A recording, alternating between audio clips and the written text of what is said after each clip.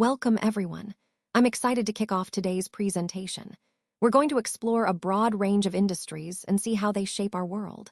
The title of today's talk is Industries, and it sets the stage for a fascinating journey through different sectors. Over the next few slides, we'll cover key industries, their roles, and their impact. So, let's dive in and discover what makes each industry unique and essential. Let's move on to the contents of today's discussion. We'll start with an overview of the key topics. First, we have the concept of economical sectors, which are the broad categories that define different parts of the economy. Then, we'll explore what exactly an industry is, including its characteristics and significance. We will also look at how industries are classified, especially based on size and raw materials. Next, we'll examine different types of ownership, such as state-owned and private sectors, and understand their roles. The industrial system is another important point, highlighting how industries are organized and function within regions. We will discuss major industrial regions around the world, and then focus on specific examples like Jamshedpur, a significant steel city, and Ahmedabad, a key textile hub. We'll review the fall of some industries and the rise of new centers like Bangalore and Silicon Valley, emphasizing the locational advantages that make certain places ideal for industry. We will also touch on the importance of raw materials, processing, and the influence of natural resources on industrial development. Throughout, I'll connect these points to show how geography, resources, ownership, and technology shape the industrial landscape today. This comprehensive look will help us understand the factors that drive industrial growth and regional development. Vamos falar pouco sobre os setores económicos, começando pelo território. Quando pensamos em setores económicos, eles geralmente se dividem em três grandes categorias: primário, secundário e terciário. Aqui, no slide, estamos focando no setor primário, que é acute fundamental para entender a base do economia de uma região ou país. O setor primário e acute, aquele que envolve a extração de recursos naturais diretamente de terra ou do mar, como agricultura, pesca, pecuária e mineração. Ele é acute a porta de entrada para muitos produtos que consumimos no dia a dia. Essa atividade é acute crucial porque fornece as matérias-primas necessárias para os outros setores económicos. Além disso, costuma ser uma atividade bastante dependente do território, ou seja, a localização geográfica influencia bastante na sua potencialidade. Ao entender o setor primário, podemos perceber como a riqueza de uma região está muitas vezes ligada à sua capacidade de explorar seus recursos naturais de forma sustentável. E isso se conecta com o tema geral da apresentação, que acute compreender como diferentes setores contribuem para o desenvolvimento econômico de uma área. Let's take a closer look at the secondary aspects of our topic. These are often the supporting elements that enhance our understanding and help to build a complete picture. While they might not be the primary focus, they are crucial in providing context and depth. For example, secondary factors can influence the main outcomes or add nuance to the discussion. It's important to recognize how these secondary points connect to the larger theme, as they often reveal underlying trends or additional considerations. By paying attention to these details, we can develop a more well-rounded perspective and make more informed decisions moving forward.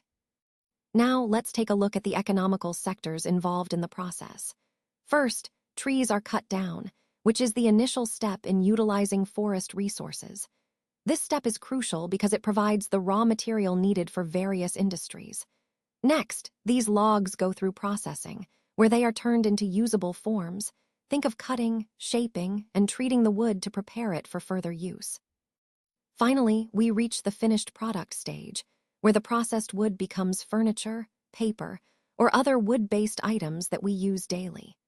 This sequence highlights how raw natural resources are transformed through different stages into valuable products, connecting directly to our overall theme of sustainable resource management and economic development.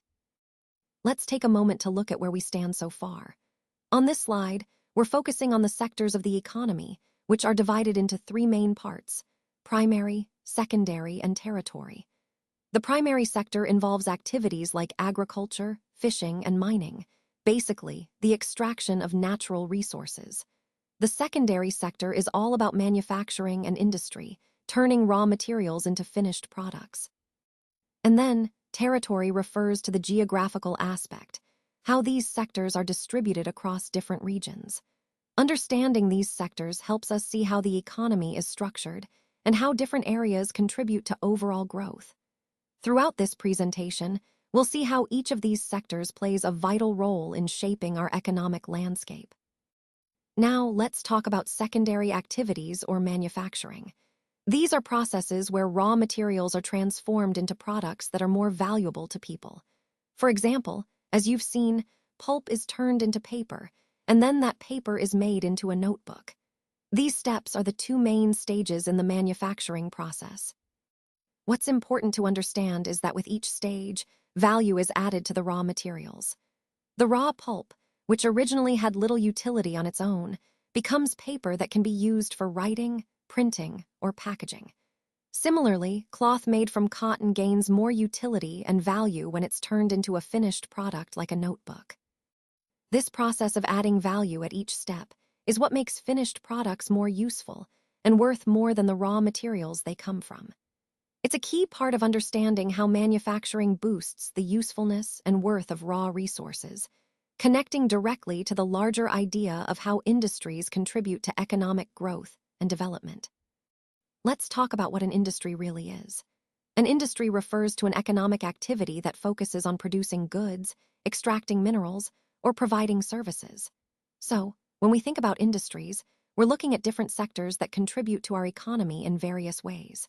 For example, the iron and steel industry is all about manufacturing products, turning raw materials into useful goods. Then there's the coal mining industry, which involves extracting coal from the earth. And we also have the tourism industry, which provides services to visitors and travelers. Recognizing these different types helps us understand how diverse and interconnected industries are, and how they all play a vital role in supporting our economy and society. This concept ties into the overall theme of understanding how economic activities shape our world. Now, let's move on to slide 9, where we'll discuss the classification of industries. First, we categorize industries based on raw materials. This means we look at what raw materials are used to produce the goods or services. For example, industries that rely on natural resources like minerals, forests, or agricultural products fall into this category. Understanding this helps us see how industries are linked to natural resources and how they impact the economy. Next, we classify industries based on their size. This includes small, medium, and large industries. Large industries are usually more capital-intensive and have wider market reach, while small industries might be more localized and labor-intensive. Recognizing these differences is important because it influences how industries grow, compete, and contribute to economic development. Connecting these classifications to our overall theme, understanding how industries are categorized helps us analyze their roles in the economy, their resource requirements, and their scale of operations. It's a fundamental step in understanding industry structure and dynamics. Now, let's take a closer look at how ownership influences the way organizations are structured and operated. When we talk about ownership, we're essentially referring to who holds the legal rights and control over the business. This can vary quite a bit and has a significant impact on decision-making, accountability, and even the organization's culture. For example, in a sole proprietorship, the owner has complete control and bears all the risks and rewards. On the other hand, in a corporation, ownership is divided among shareholders, which often leads to a different dynamic in how decisions are made and how profits are distributed. Understanding these ownership structures is crucial because it shapes the strategies organizations adopt and how they respond to challenges. Throughout this presentation, we've been exploring different facets of organizational design, and ownership is a fundamental piece of that puzzle. It influences everything from governance to resource allocation. So, recognizing the basis of ownership helps us better understand why organizations operate the way they do and how they can best achieve their goals. Now, let's look at how products are classified based on their raw materials. First, we have mineral-based products, which come from mineral resources like minerals and ores. These are essential for industries such as construction and manufacturing. Next is marine-based products, which are derived from the oceans and seas. Think of fish, seaweed, and other marine resources that support food and pharmaceutical industries. Then we have agro-based products, originating from agriculture, crops, fruits, vegetables, and other farm products. These form the backbone of our food supply and many other sectors. Lastly, forest-based products come from trees and forests, timber, paper, and other wood products. Understanding these categories helps us grasp how raw materials shape different industries and contribute to economic development. Let's take a closer look at how industries are classified based on their raw materials. First, we have the agro-based industries, which rely on agricultural products like crops, fruits, and vegetables. These industries are primarily dependent on farming and cultivation. Next, there are mineral-based industries that utilize mineral resources such as coal, iron ore, and other minerals. These are essential for sectors like steel manufacturing and construction. Then, we have marine-based industries, which depend on resources from the sea, like fish, seafood, and other marine products. Understanding these categories helps us grasp how different sectors are linked to the natural resources around us and how they contribute to our economy. It also highlights the importance of sustainable resource management across these diverse industries. Now, let's look at some of the main types of industries based on their raw materials. First, we have forest-based industries. These industries rely on products from forests, such as timber, for making things like pulp and paper, pharmaceuticals, furniture, and building materials.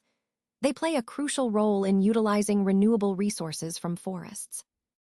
Next, there are marine-based industries. These use products from the sea and oceans, such as seafood and fish oil. Examples include industries that process seafood or manufacture fish oil, which are important for both nutrition and other applications. Then we have agro-based industries. These industries use plant and animal products as their raw materials. Think of food processing, vegetable oils, cotton textiles, dairy products, and leather industries. They are essential for producing everyday goods we rely on. Finally, mineral-based industries are primary industries that work with mineral ores. Iron ore is a key example. The products from these industries often feed into other sectors. For instance, iron is used to produce machinery, building materials, and railway coaches. Connecting all of this to our overall theme, it's clear that different industries depend on various natural resources, and understanding these categories helps us grasp how raw materials drive economic activity and industrial development. Now, let's move on to slide 14, which discusses the basis of size in industries. Essentially, this refers to the amount of capital invested in a business. The size of an industry can tell us a lot about its scale and impact. Based on this size, industries are typically classified into two main categories: small-scale industries and large-scale industries. Small-scale industries usually involve less capital investment and tend to be more localized. In contrast, large-scale industries require significant capital and often operate on a national or even international level. Another key factor used to determine industry size is the number of people employed. Smaller industries tend to have fewer employees, while larger industries employ many more people. Finally, we also look at the volume of production. Larger industries produce goods or services in much higher quantities, which often correlates with their overall scale and economic significance.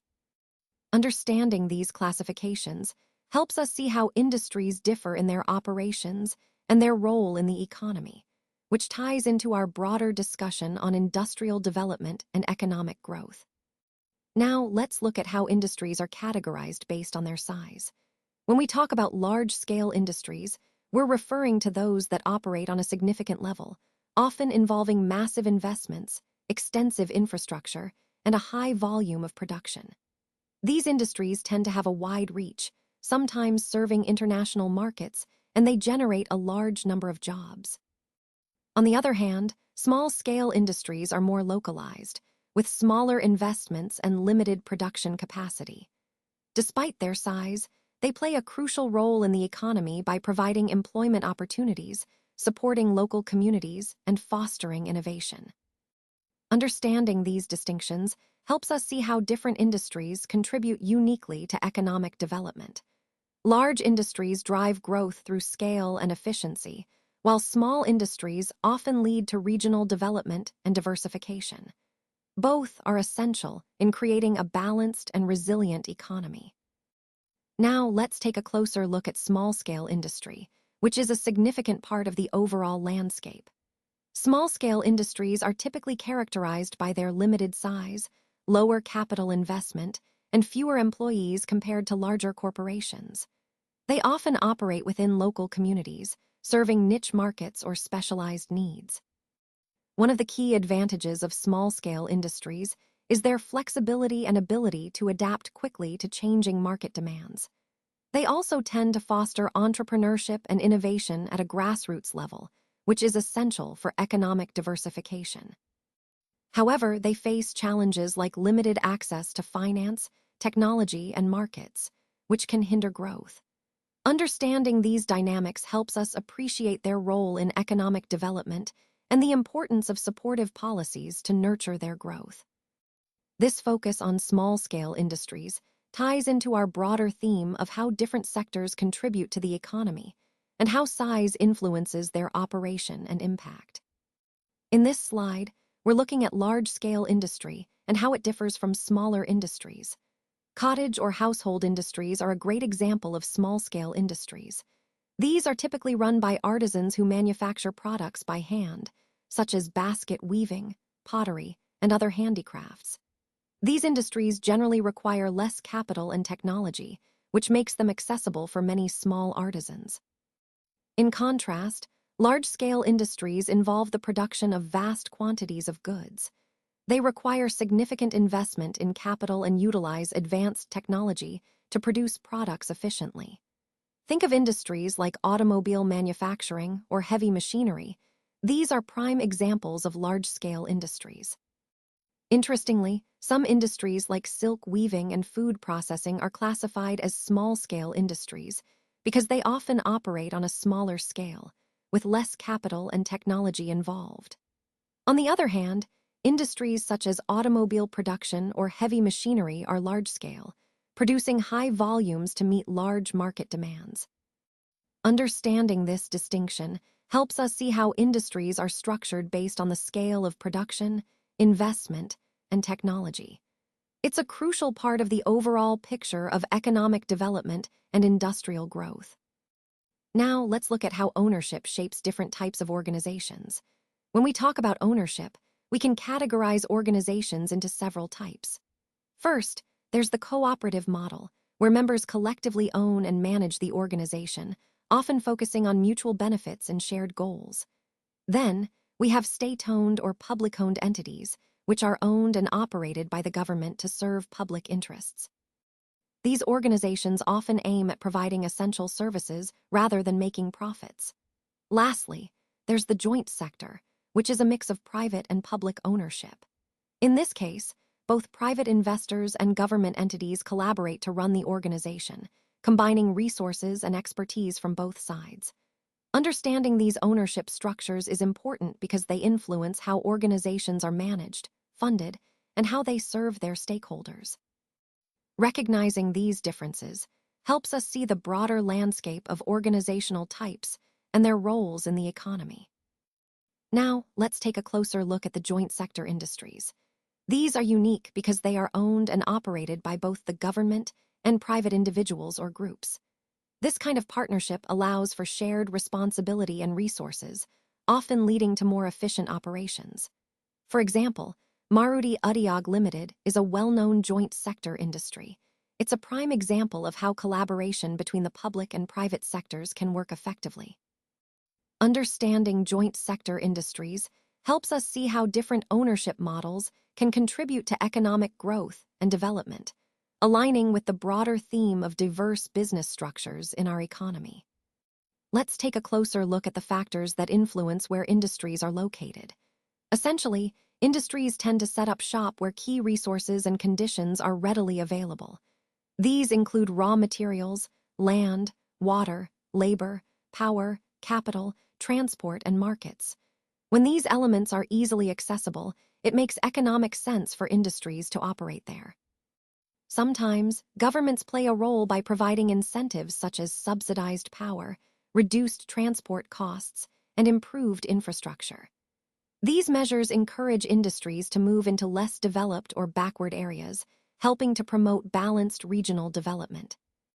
It's also important to recognize that industrialization has a significant impact on urban growth. As industries develop, they often lead to the emergence and expansion of towns and cities, shaping the economic landscape of regions.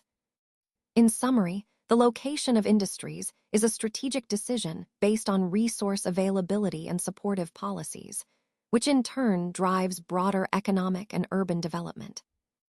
Now, let's talk about industrial regions. These are areas where a large number of industries tend to cluster together. When industries are located close to each other, they can share resources, infrastructure, and even labor pools more efficiently. This proximity often leads to cost savings and increased productivity for all the businesses involved. You'll notice that these regions develop because of the mutual benefits, like reduced transportation costs, easier collaboration, and the ability to attract more investment. Understanding how industrial regions form and function helps us see how economic activities are concentrated and how they contribute to regional development. This concept ties into the bigger picture of economic geography and how industries shape the landscape around them. Now, let's take a look at some of the major industrial regions around the world. Starting with Eastern America, this area has historically been a hub of manufacturing and innovation, driven by access to resources, transportation, and a large workforce. It's a key player in the global economy. Moving over to Europe, we see it divided into Central, Eastern, and Western regions, each with its own unique industrial strengths. Western Europe, for example, is known for advanced technology and high-value manufacturing, while Eastern Europe has a growing industrial base, often focusing on more cost-effective production. Finally, Eastern Asia stands out as a powerhouse, with countries like China, Japan, and South Korea leading the way in manufacturing, technology, and export-driven industries. These regions are crucial to understanding the global distribution of industry and how they connect to broader economic trends. Now, let's take a look at the major industrial regions of the world. These regions are the backbone of global manufacturing and economic activity. They are characterized by concentrated industries that drive innovation, employment, and trade. Each region has its unique strengths and specializations. For example, North America is known for its advanced technology and automotive industries. Europe boasts a strong manufacturing base in automobiles, machinery, and chemicals. Asia, particularly East Asia, has become a major hub for electronics, textiles, and heavy industries. Understanding these regions helps us see how global economic patterns are shaped and how industry clusters influence regional development. This overview highlights how interconnected and dynamic the world's industrial landscape truly is. Let's take a look at the major industrial regions of India. These regions are the backbone of the country's industrial development and play a crucial role in its economy. You'll notice that these regions are spread across different parts of the country, each with unique resources and advantages. For example, the Mumbai-Pune belt is a major hub for textiles, chemicals, and engineering industries. Moving to the western region, Gujarat is known for its port facilities and manufacturing industries, making it a vital trade and industrial center. In the southern part, the Bangalore region is famous for information technology and electronics. The eastern region, especially around Kolkata and Jamshedpur, is rich in steel and heavy engineering industries. And finally, the northern region, including Delhi and surrounding areas, has a diverse industrial base, including food processing, textiles, and machinery. These regions together highlight how India's industrial landscape is diverse and dynamic, supporting the overall theme of balanced regional development. Let's take a closer look at the distribution of major industries. On this slide, we see that information technology is classified as a new industry. This reflects the modern, rapidly growing sector that has emerged in recent decades, driven by innovation and technological advancement. It's a key player in shaping the economy today. Next, we have iron and steel, which is considered an older industry. This industry has been around for a long time and was fundamental during the Industrial Revolution. While still important, it represents the traditional manufacturing backbone of many economies. Connecting this to our overall theme, it's interesting to see how industries evolve over time. How some, like information technology, are now leading the way into the future, while others, like iron and steel, have laid the foundation for economic development. Understanding this distribution helps us see the shifts in economic focus and the importance of adapting to new industries for continued growth. Let's take a look at the global landscape of the textile industry. Countries like Germany, the USA, Japan, China, and Russia are major players, each bringing their own strengths and innovations. When we shift our focus to regions like India, Hong Kong, South Korea, Japan, and Taiwan, we see a vibrant and competitive textile hub, driven by both tradition and modern technology. Additionally, beyond just manufacturing, innovation hubs like Silicon Valley in Central California and the Bangalore region in India are becoming increasingly important. These regions are fostering technological advancements that support the textile industry, from smart textiles to sustainable practices. Connecting all these points, what we're seeing is a dynamic and interconnected global industry. Countries and regions are not only competing, but also collaborating, leveraging their unique strengths to stay ahead in this ever-evolving field. This global perspective is essential to understanding how the textile industry continues to grow and adapt worldwide. Let's talk about the iron and steel industry. This industry is often considered a feeder industry, meaning it produces raw materials that are essential for other sectors. Its products, mainly iron and steel, serve as the foundational materials for a wide range of manufacturing processes. When we look at the processes involved, they typically include extraction, refining, and shaping of raw iron ore into usable steel. These processes are crucial because they determine the quality and quantity of the final product. The output of this industry is primarily raw steel, but it also includes semi-finished products that are then used in industries like construction, automotive, and machinery manufacturing. Understanding this industry highlights its importance in the broader economic landscape, as it supplies the essential materials that drive growth and development across multiple sectors. Let's take a closer look at the inputs involved in the steel industry. These include essential raw materials like iron ore, coal, and limestone. But it's not just about raw materials. Labor, capital, the site itself, and other infrastructure are also critical components that support the entire process. Now, transforming iron ore into steel isn't a simple one-step process. It involves several stages. First, the raw materials are fed into a blast furnace, where they undergo smelting. This is where the ore is heated intensely to extract the iron. After that, the iron is refined to improve its quality and prepare it for use. The end result of this process is steel, which is a versatile material used by many other industries as a raw material. This highlights how the input resources and the transformation process are interconnected, contributing to the broader manufacturing and industrial landscape we're exploring in this presentation.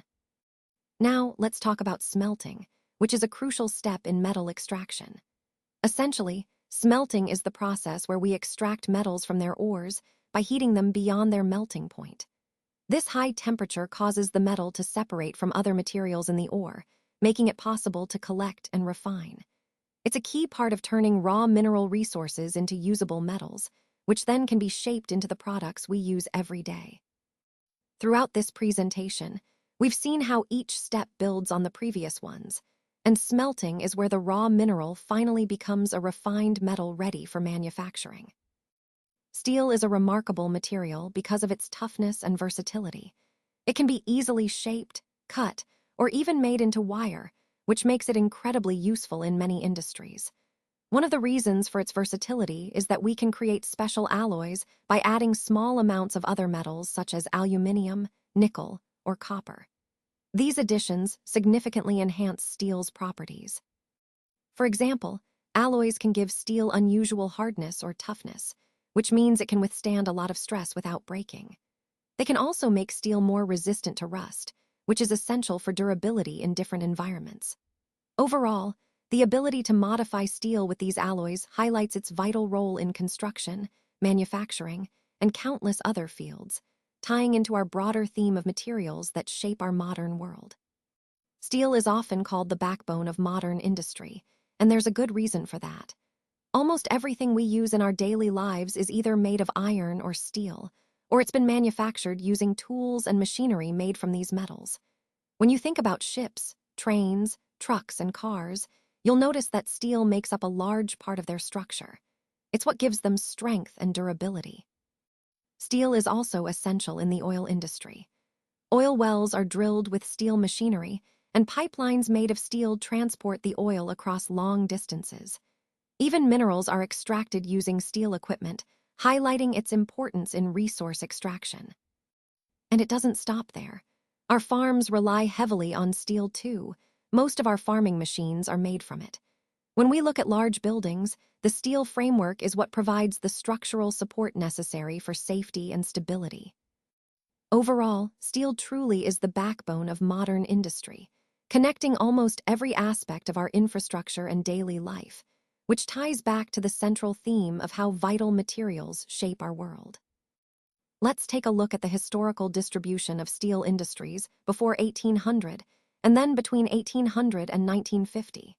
Prior to 1800, steel production was quite limited and primarily centered in regions where traditional methods were established, such as parts of Asia and Europe. These areas had the necessary resources and techniques, but the scale was relatively small. However, with the advent of the Industrial Revolution around the 19th century, we see a significant shift. Between 1800 and 1950, the locations of steel industries expanded rapidly, especially in countries experiencing rapid industrial growth like the United States, parts of Europe, and later in other regions as technology advanced. This shift wasn't just about resource availability.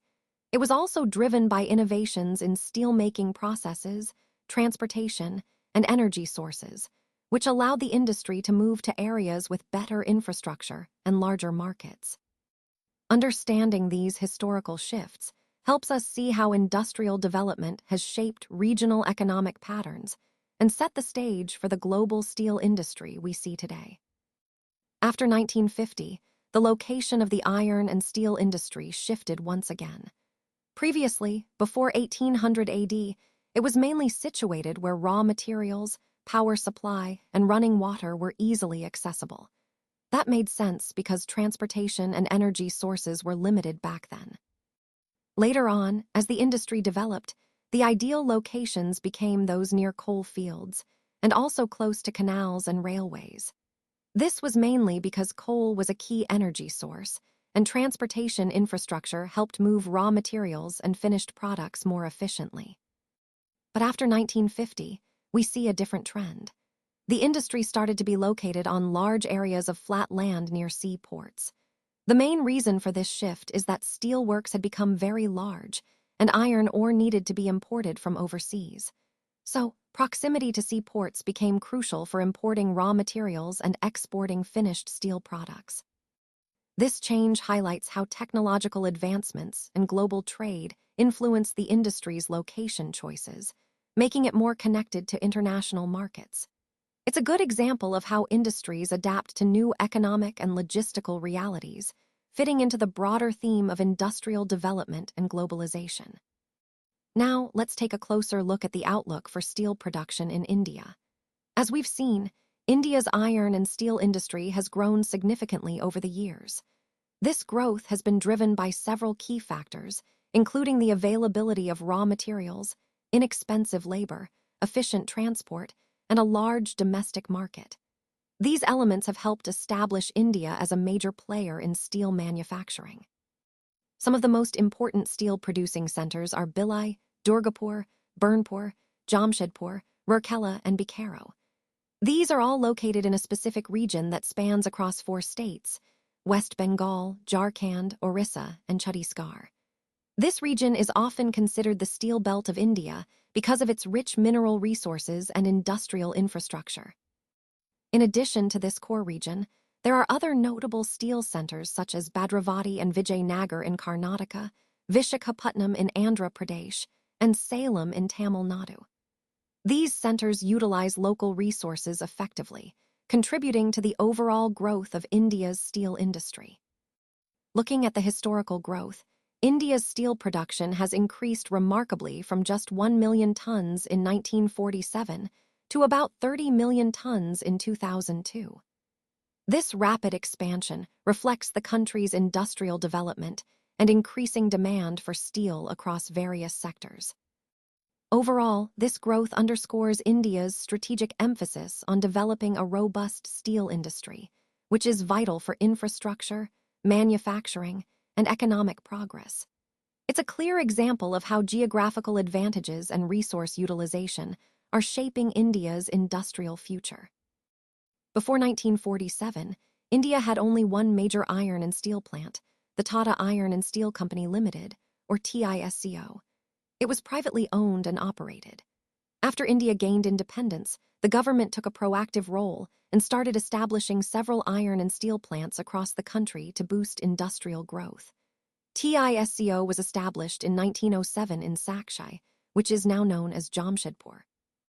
This location was chosen because of its strategic position near the confluence of the Subarnarekha and Karkai rivers in Jharkhand. Over time, Sakshi was renamed Jamshedpur in honor of Jamshedji Tata. Geographically, Jamshedpur is one of the most conveniently situated iron and steel centers in India, making it an ideal hub for steel production and industrial development.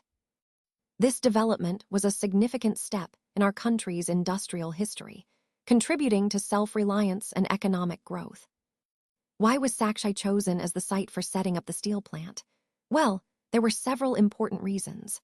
First, its proximity to Kalimati Station, just about 32 kilometers away on the Bengal-Nagpur railway line, made transportation and logistics much easier.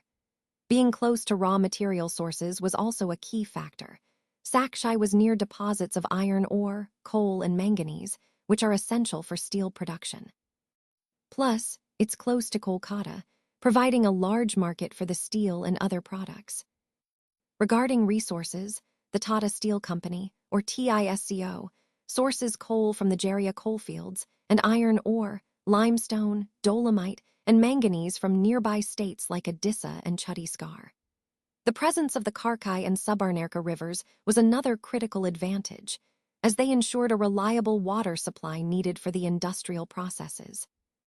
Furthermore, government initiatives played a vital role by providing the necessary capital for the plant's development, helping it grow over time. After the establishment of TISCO, Jamshedpur became an industrial hub, with several other factories producing chemicals, locomotive parts, agricultural equipment, machinery, tinplate, cables, and wires. This development in iron and steel truly opened the floodgates for rapid industrial growth across India. It's important to recognize that almost every sector of Indian industry relies heavily on the iron and steel industry for their basic infrastructure. It's the backbone of industrial progress. So, Sakshi's strategic location and resource availability made it the ideal site for this transformative industry. Pittsburgh is truly an important steel city in the United States. Its location offers significant advantages for the steel industry. For example, some of the raw materials needed, like coal, are available locally, which helps reduce transportation costs.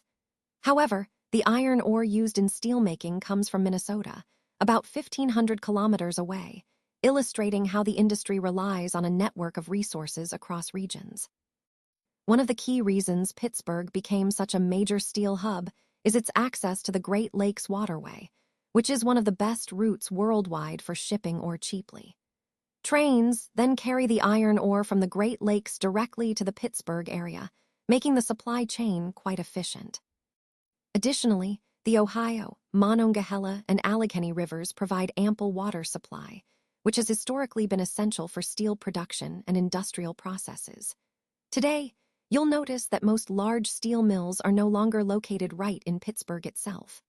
Instead, they're situated in the valleys of the Monongahela and Allegheny rivers above the city, or along the Ohio River below it, where conditions are more favorable. Once the steel is produced, it's transported to markets via both land and water routes, ensuring it can reach customers across regions and even internationally. Besides steel mills, the Pittsburgh area is also home to many factories that use steel as a raw material to produce various goods, such as railroad equipment, heavy machinery, and rails. This diversity highlights how Pittsburgh remains a vital hub in the broader industrial and manufacturing landscape. Let's take a closer look at the Great Lakes, which are a vital part of North America's geography and ecosystem. There are 5 of them: Lake Superior, Lake Michigan, Lake Huron, Lake Ontario, and Lake Erie. Each of these lakes plays an important role in providing freshwater, supporting industries, and shaping the environment. Lake Superior is the largest of the 5, and also the largest freshwater lake in the world by surface area. It's known for its stunning size and clarity. Lake Michigan is unique because it's the only Great Lake located entirely within the United States. Lake Huron is notable for its extensive shoreline and the famous Mackinac Bridge. Lake Ontario acts as the outlet to the Atlantic Ocean via the St. Lawrence River, connecting the lakes to the wider world. Finally, Lake Erie is the shallowest and warmest, making it a key area for fishing and recreation. Together, these lakes form a connected system that influences weather, transportation, and the economy for millions of people. Recognizing their importance helps us appreciate how interconnected and vital these natural resources are to our overall environment and way of life. Let's talk about weaving cloth from yarn, which is actually an ancient art that has been practiced for thousands of years. Different materials like cotton, wool, silk, jute, and flax have traditionally been used to make fabric. If we look at the textile industry, we can categorize it based on the raw materials used. These raw materials are known as fibers, and they are the foundation of the entire industry. Fibers can be broadly classified into 2 types: natural and man-made. Natural fibers come directly from nature, and some common examples include wool from sheep, silk from silkworms, cotton from the cotton plant, linen from flax, and jute, which is a type of vegetable fiber. On the other hand, man-made fibers are synthetically produced, with popular examples like nylon, polyester, acrylic, and rayon. Focusing on cotton, it's one of the oldest textile industries in the world. Before the Industrial Revolution, which started in the 18th century, cotton cloth was produced mainly through hand spinning with wheels and using traditional looms. This was a very labor-intensive process. However, in the 18th century, the invention and use of power looms revolutionized the cotton industry. These mechanized looms allowed for mass production, initially in Britain, and then spread across the world. Today, countries like India, China, Japan, and the USA are major producers of cotton textiles. Among these, India has a particularly rich tradition and is renowned for producing high-quality cotton textiles. So, understanding this evolution helps us appreciate how ancient techniques and modern innovations continue to shape the textile industry today. Before the British rule, Indian hand-spun and hand-woven cloth already had a wide market. The muslins of Dhaka, for example, were famous for their fine quality, while the chintzes of Masuliputam and calicos of Calicut were highly valued for their vibrant designs. Gold-wrought cotton from Burhanpur, Surat, and Vadodara also gained international recognition. These textiles were known around the world for their quality and unique designs. However, producing these textiles by hand was a costly and time-consuming process, which made it difficult for traditional Indian cotton industries to compete. When mechanized textile mills from the West started producing fabrics, they could do so much more cheaply and efficiently. These mills used industrial methods to produce fabrics that were both affordable and of good quality, which challenged the traditional Indian craft-based industry. This shift highlights a key theme of our presentation: the impact of industrialization on local industries, and how it ultimately influenced the decline of traditional Indian textile craftsmanship in the face of modern, mechanized production. So let's talk about the settlement of the Indian cotton textile industry. The first successful mechanized textile mill was set up in Mumbai back in 1854. This was a significant milestone because it marked the beginning of modern textile manufacturing in India. The region's warm and moist climate played a crucial role in supporting this industry. It provided an ideal environment for cotton processing and textile production. Additionally, Mumbai's port made it easier to import machinery, which was vital for mechanization. The availability of raw materials and skilled labor further fueled the rapid growth of the industry in this region. Initially, the industry flourished mainly in Maharashtra and Gujarat. These states benefited from the humid climate, which was perfect for cotton growth and textile processing. But as time went on, technological advancements changed the landscape. Now, humidity can be artificially created in factories, reducing the dependence on natural climate conditions. Plus, raw cotton is a pure material, meaning it doesn't lose weight during processing, making it easier to handle and transport. This has allowed the industry to spread beyond Maharashtra and Gujarat to other parts of India. So, what started as a regional industry has become more widespread, adapting to new technologies and changing logistics.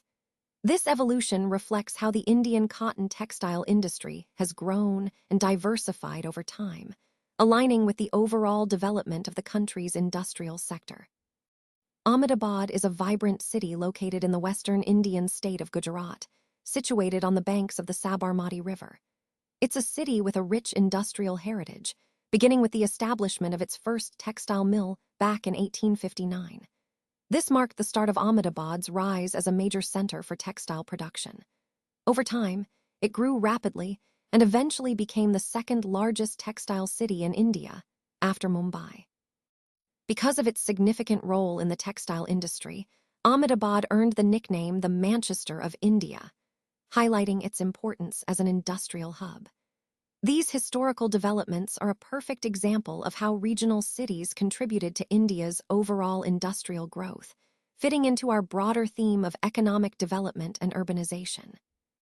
Let's take a closer look at the conditions that contributed to the development of the Ahmedabad settlement, especially in the textile industry. One of the key factors was its advantageous location. Ahmedabad is situated very close to the major cotton-growing areas, which means raw materials are easily accessible. This proximity significantly reduces transportation costs and ensures a steady supply of cotton for the mills. Additionally, the climate in Ahmedabad is quite ideal for spinning and weaving. The moderate weather helps in maintaining the quality of the yarn and fabric, making it a suitable environment for textile production. The flat terrain and the availability of land also play a crucial role, as they provide the space needed to establish large mills and industrial units without much hassle. Another important aspect is the human resource availability. The densely populated states of Gujarat and neighboring Maharashtra supply both skilled and semi-skilled workers, which is essential for a labor-intensive industry like textiles. Transport infrastructure also supports Ahmedabad's industrial growth. Well-developed road and railway networks facilitate the movement of textiles to various parts of the country, ensuring products can reach markets efficiently. Plus, the nearby Mumbai port makes it easier to import machinery and export finished textiles, connecting Ahmedabad to both national and international markets. All these factors, location, climate, land, labor, and transport, collectively created a favorable environment for Ahmedabad to become a major textile hub. Certainly, here is the word-by-word narrative script for slide 44. Now, moving on to the recent developments, we see that Ahmedabad's textile mills have faced some significant challenges. In recent years, several of these mills have had to shut down. The main reasons behind this decline are the emergence of new textile centers across the country, which have become more competitive. Additionally, many of these mills in Ahmedabad did not keep up with the latest advancements in machinery and technology. This lack of upgradation made it difficult for them to stay competitive in the evolving market. So, this slide highlights how technological stagnation and competition from newer centers have contributed to the decline of Ahmedabad's once thriving textile industry, reminding us that staying current and innovative is crucial for sustained growth. Let's take a closer look at Osaka, a vibrant city that exemplifies Japan's blend of tradition and innovation. Osaka is often called the nation's kitchen because of its rich culinary culture, with famous street foods and local specialties that draw people from all over. Beyond food, Osaka is also a hub for commerce and entertainment, home to some of Japan's most lively neighborhoods. It's a city that embodies energy and creativity, making it a perfect example of how Japanese cities are evolving while maintaining their cultural roots. Connecting this to our overall theme, Osaka shows us how regional centers contribute to Japan's economic vitality and cultural diversity. Let's now take a closer look at Osaka, one of Japan's key textile centers, often called the Manchester of Japan. It's fascinating how geography plays such a crucial role here. The extensive plain surrounding Osaka made land readily available, which was essential for setting up large cotton mills. This open space really facilitated the growth of the textile industry. The climate in Osaka also works in favor of textile production. Its warm and humid weather is ideal for spinning and weaving processes, helping to produce high-quality textiles efficiently. Water resources are equally important, and here, the River Yodo provides ample water supply necessary for the mills to operate smoothly. Labor is another vital factor. Osaka has a readily available workforce, which supports the industry's growth. Plus, the city's port location makes it easy to import raw cotton and export finished textiles, connecting Osaka to global markets seamlessly. All these geographical advantages, flat land, favorable climate, water supply, available labor, and a strategic port, come together to make Osaka a major hub for textile manufacturing in Japan. This highlights how location can significantly influence industrial development and regional specialization. Let's take a closer look at some of the other needs for Osaka's industry. Historically, the textile industry in Osaka has relied heavily on imported raw materials. For instance, cotton, which is a key input, comes from countries like Egypt, India, China, and the USA. This reliance on imports highlights how Osaka's textile sector is interconnected with global markets. Now, once these textiles are produced, they are mostly exported. Osaka's textile products are known for their good quality and competitive prices, which helps them find a strong market internationally. This export success is a significant aspect of Osaka's industrial profile. However, it's important to note that, despite being one of the major textile cities in Japan, Osaka has seen changes over time. The cotton textile industry, which once thrived here, has been gradually overtaken by other industries. Today, industries like iron and steel, machinery manufacturing, shipbuilding, automobile production, electrical equipment, and cement have become more prominent in Osaka. This shift reflects how Osaka's industrial landscape has evolved, adapting to new economic opportunities and global trends. It also ties into the broader theme of industrial diversification and modernization in the region. The information technology industry plays a crucial role in our modern world by handling the storage, processing, and distribution of information. It's fascinating to see how this industry has truly become global, connecting different parts of the world through technology. This globalization has been driven by a mix of technological advances, political changes, and socioeconomic developments that have broken down barriers and opened up new markets. When it comes to where these industries are located, several key factors come into play. Resource availability is obviously vital, having access to the necessary raw materials and skilled labor. Cost is also a major consideration, as companies look for places where they can operate efficiently and competitively. And infrastructure, such as reliable electricity, transportation, and communication networks, is essential for supporting these high-tech activities. Overall, understanding these functions and location factors helps us see how the IT industry continues to evolve and influence our interconnected world. Now, let's take a look at some of the major IT hubs around the world, starting with Silicon Valley, which is widely recognized as the epicenter of technology innovation. It's home to many of the world's biggest tech giants and startups alike, fueling advancements in software, hardware, and beyond. Silicon Valley's ecosystem of venture capital, talent, and innovation really sets the pace for global tech development. Moving over to Bangalore, often called the Silicon Valley of India, this city has emerged as a major hub for IT services and software development. It's a vibrant center for tech talent, with a rapidly growing ecosystem that supports startups and established companies alike. Both of these hubs highlight how geographic clusters of innovation can drive progress, influence global markets, and play a critical role in the overall technology landscape. Let's take a closer look at Bengaluru and Silicon Valley. Bengaluru is situated on the Deccan Plateau, which is why it's often called the Silicon Plateau. This geographic feature gives the city a unique identity. One of Bengaluru's standout qualities is its mild climate throughout the year, making it a very comfortable place for people to live and work. Now, if we compare that to Silicon Valley, which is part of the Santa Clara Valley in North America, it's located near the Rocky Mountains. The climate there is also quite temperate, with temperatures rarely dropping below 0 degrees Celsius.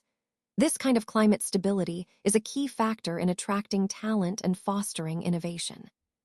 What's interesting is that Bengaluru has always had a strategic advantage, specifically in terms of talent. It boasts the highest availability of middle and top management talent, which is crucial for building strong tech ecosystems and driving growth. Overall, both these regions illustrate how geography and climate, combined with talent availability, create ideal environments for technological and business innovation. This connection underscores the global nature of innovation hubs and helps us understand the factors that make certain locations prime centers for technology and entrepreneurship. Let's take a closer look at some of the other emerging IT centers across India. Aside from the well-known hubs, cities like Mumbai, New Delhi, Hyderabad, and Chennai are increasingly becoming important players in the tech landscape. These metropolitan centers are seeing rapid growth and development in the IT sector, attracting talent and investments alike. But it's not just the big names. Smaller cities are also making significant contributions. Places like Gurgaon, Pune, Tiruvananthapuram, Kochi, and Chandigarh are emerging as vital centers of the IT industry. They're developing their own vibrant ecosystems, offering new opportunities for innovation and employment. This broader spread of IT centers across different regions aligns with the overall theme of India's growing digital economy. It shows how technology is not confined to just a few cities, but is expanding across the country, creating a diverse and dynamic industry landscape. Bangalore, or Bengaluru, holds a significant locational advantage in India, especially when it comes to education and technology. It boasts the highest number of educational institutions and IT colleges in the country, making it a hub for talent development. This concentration of educational facilities not only attracts students from across India, but also ensures a steady pipeline of skilled professionals for the industry. Additionally, Bengaluru was historically considered a dust-free city with relatively low rents and a lower cost of living.